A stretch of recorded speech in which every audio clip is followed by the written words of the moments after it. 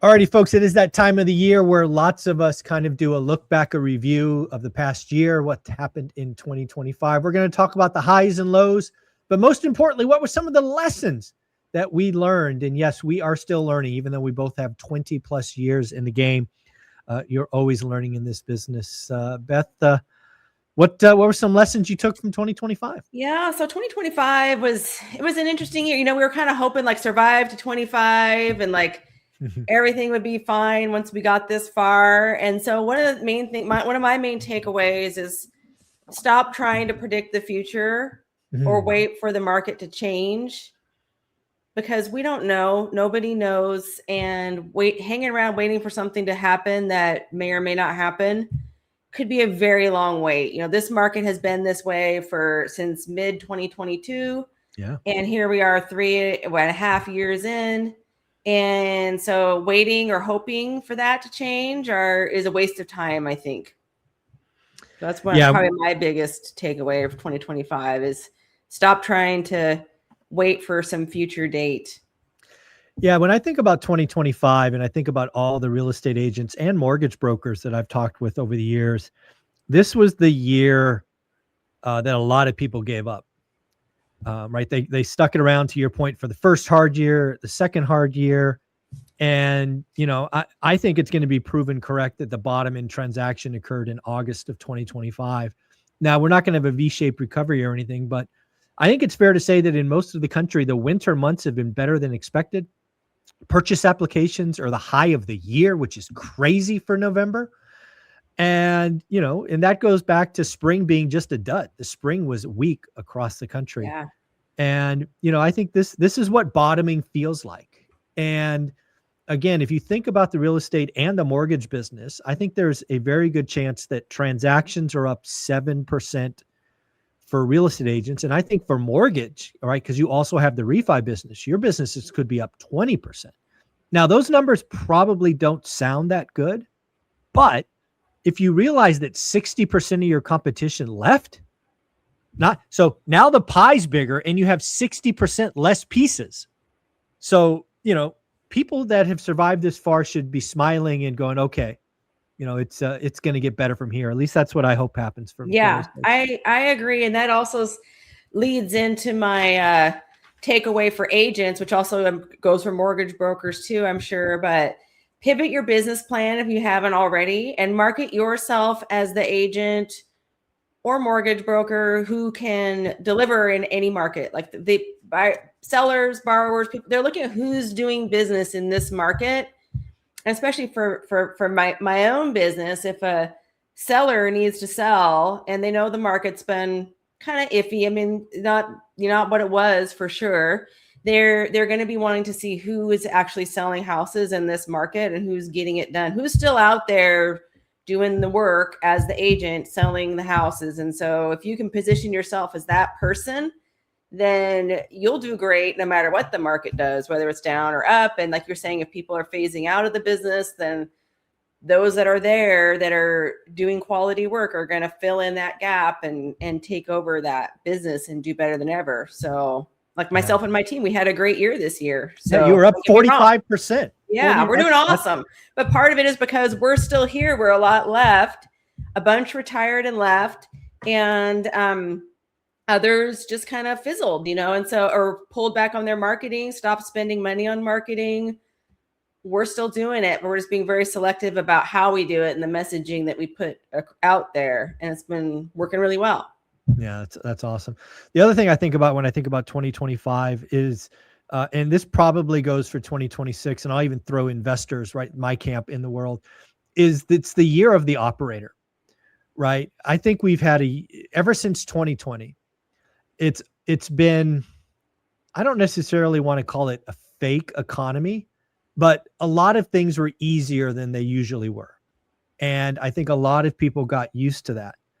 And, when that happens, you get a lot of gurus, you get a lot of frauds, you get a lot of hype. And then the market turns hard, which there's no question it's been hard for a couple of years now. And all you see are left is the operators. I'm more excited today than I was 2 years ago. Yeah. Because again, I don't like operating in a world where you have to make a second decision and have cash to get the deal done. That's, that's not a lot of fun. That's not how I want to operate, right? I'd rather be writing offers when nobody else is, right? I want less competition, not more. So, what I'm telling people is 25 and likely 26 and probably 27. It's the year of the operators. It's not sexy, but the operators are going to crush it, is what I think. Yeah, I think you're right about that. And what a relief that is. It seemed like for a while there, anybody who just got into real estate was starting a syndication and all this other crazy stuff where it just seemed like faddish, and real estate fads come and go, and they usually end up crashing and burning and taking down a bunch of people with them. So we don't want that for anybody, but the operators are solid business people that have been doing this before, during, and after any market, and those are the ones that are gonna win. So I love that. Here's something that kind of has become a little higher in my awareness more lately, but the fact that these YouTube real estate doomers, they're slaves to the algorithm. Yes. Now I feel sorry for them now. It used to be like, maybe that's just what they believe, and I don't agree with what they believe. But now I know, like, they're running on a hamster wheel to keep their channel and their livelihood in business, So if they stop running on that hamster wheel, making those videos that get the clicks and the views, they're out of business. Yes. And they no longer have a job. So it's one thing I love about One Rental at a Time is, like, you are not a slave to the algorithm, and you're here to provide value. And it might be, the people that follow One Rental at a Time are committed people who are doing the work and here to learn. And it's not so much about just getting the clicks and the views and all that, because I feel sorry for a lot of content creators who are just exhausted by it. Yeah. I got to be careful how I say this. They're evil, in my opinion, because I think they're slave to the algorithm. Yes, their life sucks. Yes, it's how they pay their rent. But I think they've made a conscious decision to create poison and feed people poison. So I think that's evil through and through.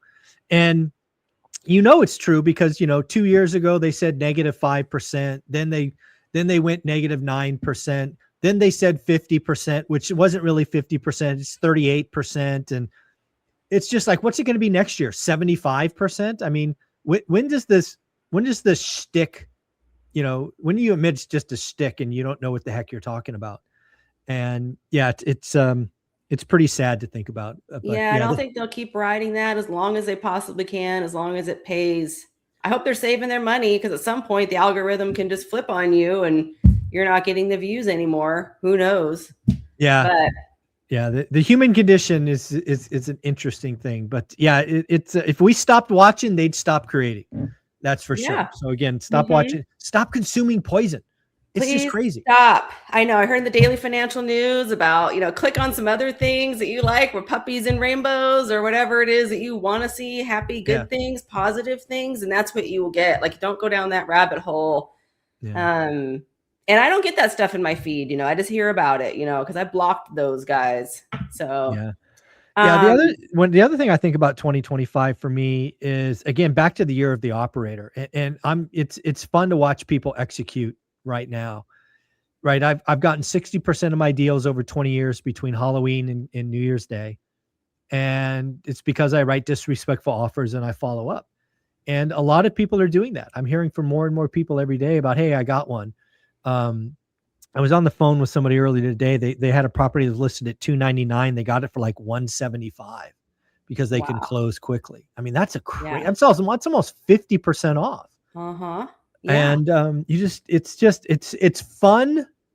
It's fun for me when the operators win, right? You write the offer, you follow up, you write, because again, it takes time. It's never the first offer, likely not the second, but maybe the third or fourth time they'll start working with you. So that's fun to see. Yeah, I love that so much. And it's exciting. And so that's one of my points here is buyers, don't be afraid to ask. That's the theme of 2025 I've seen as somebody working with sellers and then also with buyers. And, just my own experience being a seller or a buyer, but I say, like, buyers, don't be afraid to ask. So ask for the lower price, ask for the big concession, ask for the rate buy down, ask for all of it. People Yeah. might get upset and stomp their feet, but then they might come back around too. So Yeah, you never know, right? You're going to miss every shot you don't take. mm-hmm. So again, it's interesting. The other Now thing forever. about, yeah, the other thing about 2025 is, again, I think the easy money's gone. It's kind of going back to that one for me. There was a time where, you know, if you're an agent, you put a sign in the ground, you win, right? You were a syndicator, you win. You were a flipper, you like, even if you were a bad flipper and you over budgeted or under budgeted and it took twice as long, you won because the market was racing higher. Yeah. Again, I like the fact that the easy money's gone, because that just means all the pretenders and the frauds and the you know, the deadbeats, they're going to go on and do something else. And that just leaves more opportunity for the people that are willing to do the work. Like the market that we're entering is the one rental at a time market. It's like, it's slow, it's steady. There's motivated sellers out there. My job's to go find them, get seller financing, get discounts. Yeah. It's like, this is the perfect market. I like the market that we're in. Mm-hmm. Yeah. The other one I want to say is that interest rates may not ever come down, or not anytime soon. I think they probably will at some point to a certain degree, but like this thing of waiting for these interest rates to come down, it's getting kind of old, honestly, you know, and they have come down some, but yeah. And they probably will get into the 5s at some point, but it's like waiting for that to happen. You know, it's been years. I've been, you know, I started first hearing marry the house or date the rate. Yeah. Back in 2022. Yep. And if you got your rate buy down back then, like it's Woo! over. It's over. And maybe those are people who's doing the refis now, but like who have to get their rate back down. So I mean, anyways, it's like, could it happen next year? Yeah, I heard that last year around this time too. Maybe it will actually happen this time. We don't know. But like sitting around waiting for that, the operators aren't waiting for that. No, we're not waiting. Yeah, I think there's a very good chance that rates, you know, maybe there's a feather and they come down, but it's not going to come down to really make a good deal or a bad deal, right? They are where they are. Write the offers that make sense. Ask for the discounts. You make your money when you buy. Just, you know, don't get an arm. I was always against the 2-1 buy downs, because you're right. You do it in 22, you know, you're crushed in 24. And yes, they are the ones doing the rate and term refis today for sure. So yeah, it's you know, 2026 is going to probably feel a lot like 2025, a little bit more transactions, a little bit more activity. It'll be really interesting to see what the spring selling market's like. Yeah. So it's going to be fun to be on this ride with you in 26. Yeah, I'm excited for it. I'm ready. So, and also people, one last thing is like, if you're watching this in late December, go get those deals, people. It's like the last hurrah of the year. People selling over the holidays are motivated, and there's going to be probably a rush of some sort. At least in our market, we always see some sort of a rush starting in January. So now is a great time, and be open to opportunity.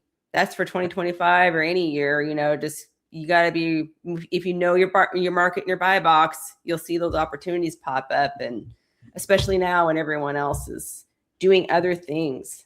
Absolutely. Beth, this is always fun. Where can people find you?